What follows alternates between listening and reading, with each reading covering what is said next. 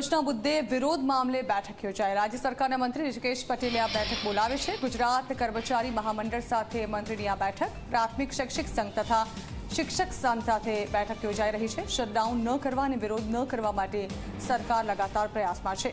17 સપ્ટેમ્બરથી વિરોધ કાર્યક્રમો જાહેર કરવામાં આવ્યા છે। આ અંગે વધુ માહિતી સંવાદદાતા હિતલ આપી રહ્યા છે। હિતલ, બેઠકોનો સિલસિલો શરૂ થયો છે। આ મુદ્દે આંદોલન ન કરવા અને સમજાવટથી આ મામલો પતાવવા માટે સરકાર પણ લગાતાર પ્રયત્નોમાં છે। જણાવવા માંગીશું શું નિર્ણય લેવાયો છે?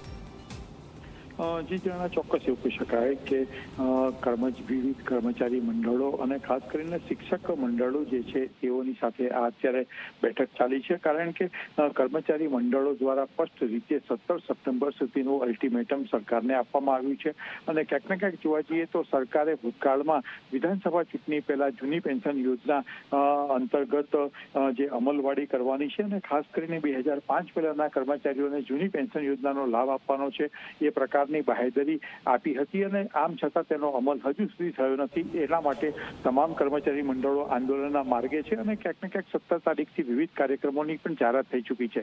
ત્યારે આ પ્રકારની કોઈ ઘટના ન બને અને ખાસ કરીને જોવા જઈએ તો પ્રધાનમંત્રી પણ 15, 16 ને 17 3 દિવસ ગુજરાતની મુલાકાતે આવી રહ્યા છે। ત્યારે આ પ્રકારની ઘટના ન બને એની કવાયત હવે રાજ્ય સરકાર દ્વારા હાથ કરી છે અને રાજ્ય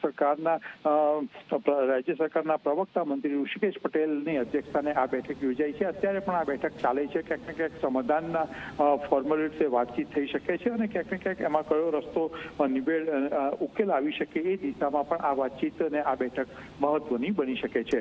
બિલકુલ હિતલ, આભાર।